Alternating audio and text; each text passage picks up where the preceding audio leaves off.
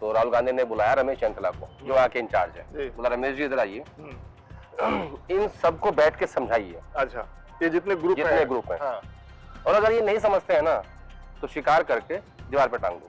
2009 की जीत का श्रेय राहुल गांधी को दिया गया था, जबकि वो कुछ थे ही नहीं, ना सरकार में थे ना पार्टी में थे। वो उस वक्त फ्रंटों के हेड थे और यूथ कांग्रेस एनएसयूआई के इंचार्ज थे, तो आपने श्रेय कैसे दे दिया? कमजोर मोदी किसी ने देखा ही नहीं आज तक, चाहे वो मुख्यमंत्री रहे हो 3 टर्म गुजरात के या 2 टर्म उनका ये हो कि आप 272 से बढ़ के आप 303 हो गए और आपने नारा दिया 400 पार का, तो उस नारे ने आपको कमजोर कर दिया। एक मजे की बात आपको आज बताता हूं और काम की बात भी बताता हूं। अगर आपको रिपोर्टिंग सुनने में दिलचस्पी है, पत्रकार जब नेताओं से मिलते हैं तो एक शब्द का सबसे ज्यादा इस्तेमाल होता है, माफ करिएगा, और वो है ऑफ कैमरा। ऑफ कैमरा का क्या मतलब होता है? ये बात हम आपको बता तो रहे हैं, मतलब नेता कहते हैं कि भैया ये जो बात हम आपको बता रहे हैं ये ऑफ कैमरा है, मतलब इसको आप सूत्रों के हवाले से चला सकते हैं, नाम लेकर के मत चलाइएगा। तो आज हम अपने साथी लोकमत ग्रुप के ही वरिष्ठ संवाददाता आदेश रावल जी से मिलने आए हैं। आदेश रावल कांग्रेस कवर करते हैं, सालों से कवर करते हैं और कांग्रेस के भीतर की खबर रखते हैं। तो आज आदेश रावल से मिलते हैं और समझते हैं कि ये जो हफ्ता बीता और जो हफ्ता आने वाला है उसमें कांग्रेस में क्या क्या बातें ऑफ कैमरा हुई हैं, जिसको हम आपके लिए आज इस शो में ऑन कैमरा लेकर के आएंगे। तो बातचीत आखिर तक देखिए। कैसे हैं आदेश जी? बहुत बढ़िया, आप बताइए कैसे? मैं भी ठीक हूँ। आपने जो कल ट्विटर पे शेयर किया, एक मीटिंग का जिक्र किया और मीटिंग में गुटबाजी की बात हुई, मल्लिकार्जुन खड़गे से महाराष्ट्र गुट के नेताओं ने कुछ कहा और मल्लिकार्जुन खड़गे ने हवाला दिया, फिर आखिर में जो राहुल गांधी के हवाले से आपने लिखा उस पर थोड़ा बताइए। परसों रात की बात है। हाँ।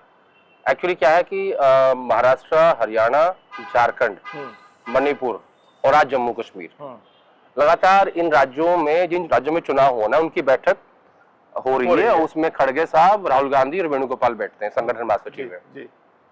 तो महाराष्ट्र की मीटिंग चल रही थी, परसों रात की बात है। तो मीटिंग खत्म हो रही थी, खड़गे साहब ने कहा कि जो ग्रुपिज्म है इसको बंद करो, एकजुट हो जाओ। तो किसी नेता ने कहा कि हमारे बीच में कोई गुटबाजी नहीं है। तो खड़गे साहब क्योंकि खाटी नेता है, उन्होंने कहा कि मेरे पास सुबह एक ग्रुप आया था, उसने कहा कि नाना पटोले को हटाओ। कुछ देर बाद दूसरा ग्रुप आया, उसने कहा कि नहीं इन्हीं को रखो। फिर एक और ग्रुप आया, उसने कहा कि मुंबई की अध्यक्ष वर्षा गायकवाड़ को हटाओ। फिर दूसरा ग्रुप आया कि नहीं मत हटाओ, और तुम कहते हो गुटबाजी नहीं है। तो राहुल गांधी ने बुलाया रमेश चंचला को, जो आके इंचार्ज है, बोला रमेश जी इधर आइए, इन सबको बैठ के समझाइए। अच्छा, ये जितने ग्रुप हैं हाँ। और अगर ये नहीं समझते हैं ना तो शिकार करके दीवार पे टांग दो।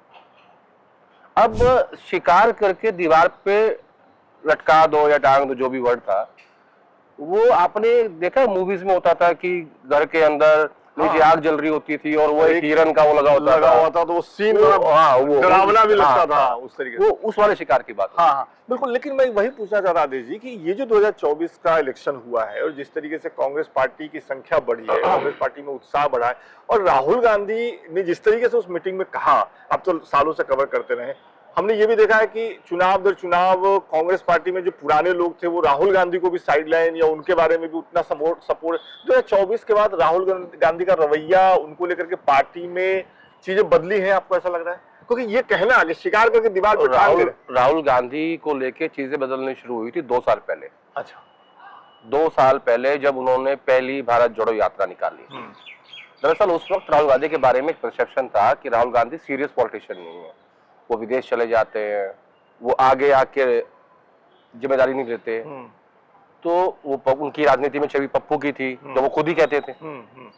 तो ये जो भारत जोड़ो यात्रा निकाली, जो 25 किलोमीटर रोज पैदल चले 5 महीने तक, 3700 किलोमीटर कन्याकुमारी से कश्मीर तक, मुझे लगता है कि इसमें फिजिकल फिटनेस के साथ साथ ना आपका मेंटल फिटनेस बहुत स्ट्रांग चाहिए।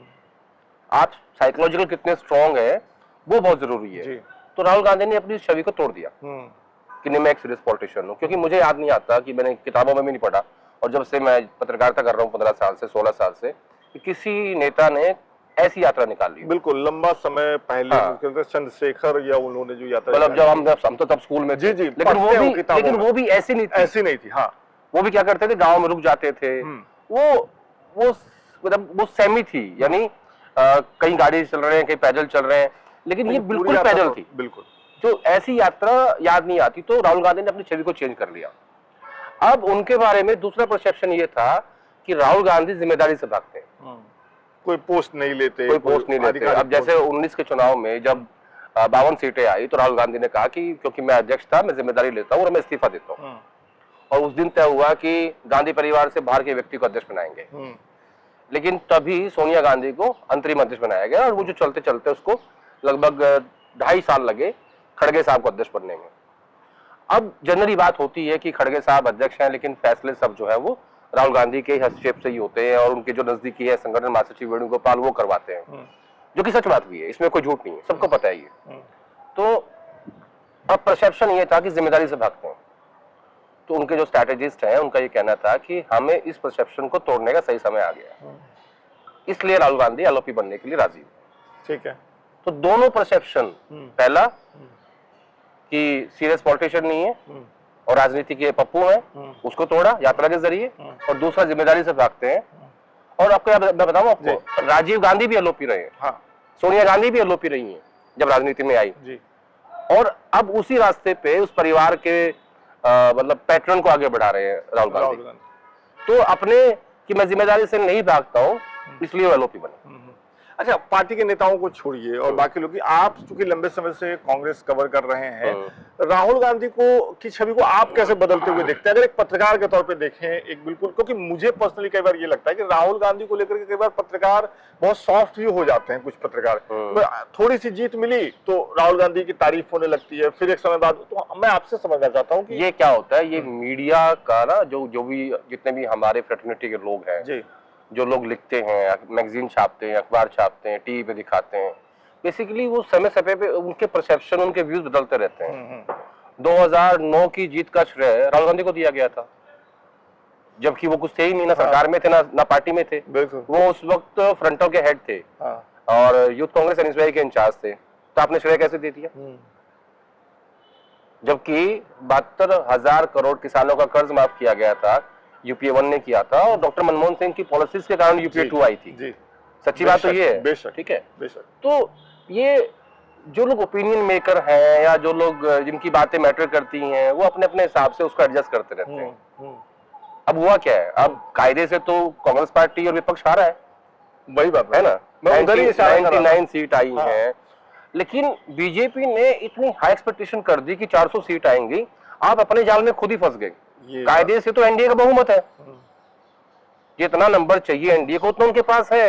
अगर आपने एक्सपेक्टेशन हाई नहीं की होती तो बेसिकली क्या है ना, कमजोर मोदी किसी ने देखा ही नहीं आज तक, चाहे वो मुख्यमंत्री रहे हो 3 टर्म गुजरात के या 2 टर्म उनका ये हो कि आप 272 से बढ़ के आप 303 हो गए और आपने नारा दिया 400 पार का, तो उस नारे ने आपको कमजोर कर दिया, इस जीत को भी कम कर, क्योंकि आपने खुद ही ऐसे कर दिया, तो सेलिब्रेट करने का मौका लग गया। नहीं, कांग्रेस सेलिब्रेट इसलिए किया कि हमने मोदी जी का बहुमत रोक दिया। और उनके 2 इशू थे, एक था जाति जनगणना का जो राहुल गांधी लगातार उठा रहे थे, और दूसरा था संविधान का, जिससे दलित वोट बैंक काफी इनकी तरफ आया है, खासकर उत्तर प्रदेश में, हरियाणा में, राजस्थान में, महाराष्ट्र में उसका बड़ा फर्क पड़ा है। तो ये जो इश्यूज थे इनमें इनको कामयाबी मिली, और राहुल गांधी को इस बात की खुशी थी कि मैंने मोदी का बहुमत रोक दिया। तो इसका जो मुख्य वजह है, इसकी जो मेन वजह है वो बीजेपी खुद है। अगर आपने 400 पार ना कहा होता तो सरकार तो आपकी वैसे बन रही थी, आपके पास पूर्ण बहुमत था एनडीए का। बिल्कुल, ये मुझे लगता है यहाँ इनसे गलती हुई, स्ट्रैटेजी में गलती। एक 2 सवाल है मेरे छोटे छोटे। एक तो मुझे अखिलेश यादव और राहुल गांधी के बीच में जो बॉन्डिंग अभी दिख रही है, या तो हो सकता है हम पत्रकार थोड़ा ज्यादा करके आंक रहे हैं क्योंकि नंबर्स पक्ष में गए हैं, तो बॉन्डिंग वो अच्छी लग रही है। एक हमने देखा है कि साथ आए थे, रिजल्ट अच्छा नहीं रहा, तुरंत गठबंधन टूट गया था, हालांकि तब भी किसी ने किसी के लिए बहुत बुरा कड़ा कुछ बोला नहीं था। इन दोनों नेताओं की बॉन्डिंग के बारे में थोड़ा बताइए, जो अभी दिख रहा है स्क्रीन पे, टीवी पे, लोकसभा में, लोकसभा के बाहर भी, मीटिंग्स में दोनों साथ दिखते हैं, बातचीत करते दिखते हैं। 2017 में जब अलायंस हुआ था जी, तब भी यही यूपी के लड़के थे, ठीक है ना। तो उस वक्त भी क्या हुआ था, आपने एक एक्सपेरिमेंट किया, सक्सेसफुल नहीं हुआ, तो आपको समस्या हुई, तो बिना कुछ कहे, बिना कुछ आरोप लगाए आप लोग अपनी अपनी दूरियां बना ली। अब क्योंकि पीडीए का मॉडल सक्सेसफुल रहा, कोई बात नहीं, अभी दूर है। हाँ। कुछ बंदर है आसपास, तो बार बार हमारा ध्यान उधर चला जा रहा है। हाँ, ये भी जरूरी है। ध्यान रखना पड़ता है। तो पीडीए का मॉडल सक्सेसफुल रहा, और मैं ये कहूंगा कि राहुल गांधी के संविधान का मुद्दे का फायदा ज्यादा अखिलेश यादव को हुआ। ठीक है, क्योंकि अखिलेश यादव ऐसे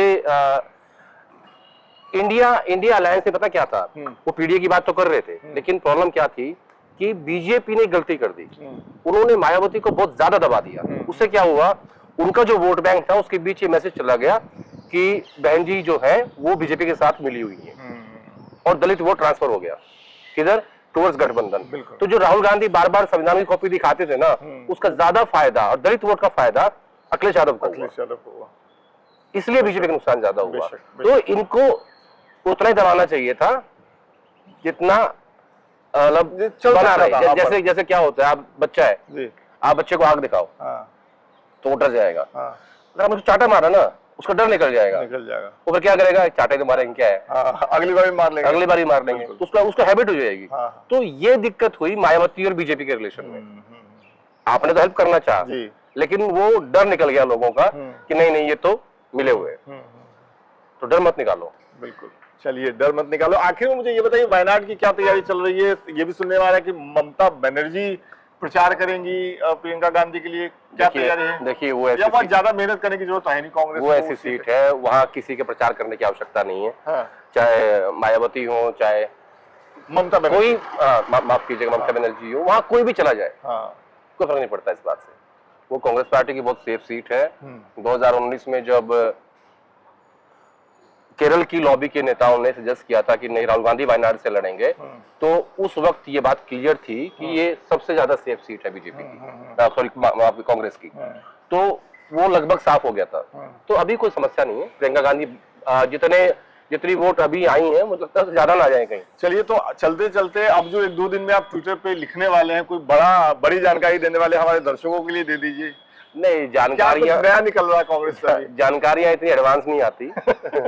जानकारी आती है, कभी नहीं आती है, कभी तो बहुत सारी होती है, कभी बिल्कुल नहीं होती है। अच्छा, तो खबरों का मामला ऐसा नहीं होता कि आपके पास प्री प्लान है जी। और आपने बक्से में रखी हुई है, एक निकाल ली और डाल दी, ऐसा थोड़ी है। वो हम लोग रोज गड्ढा खोदते हैं और रोज आप उसको भर देते हैं। तो इसीलिए आदेश जी, लोकमत, माफ करिएगा मैंने बीच में रुका, लोकमत हिंदी डिजिटल पे हम लोग जो बातचीत पीछे भी करते हैं, उसको एक शो के फॉर्मेट में ऑफ रिकॉर्ड करके इसको हम लोग लेकर के आ रहे हैं। हर हफ्ते हम लोग ये बातचीत करेंगे ताकि जो सूचनाओं का आना आपके पास है वो एक सिस्टम से हमारे दर्शकों तक पहुंचता रहे। आपके शो के लिए आपको शुभकामनाएं जी, शुक्रिया। और हर हफ्ते हम आपके दर्शकों से ऐसे ही मिलते रहेंगे, बातचीत करते हैं। बहुत बहुत शुक्रिया, थैंक यू।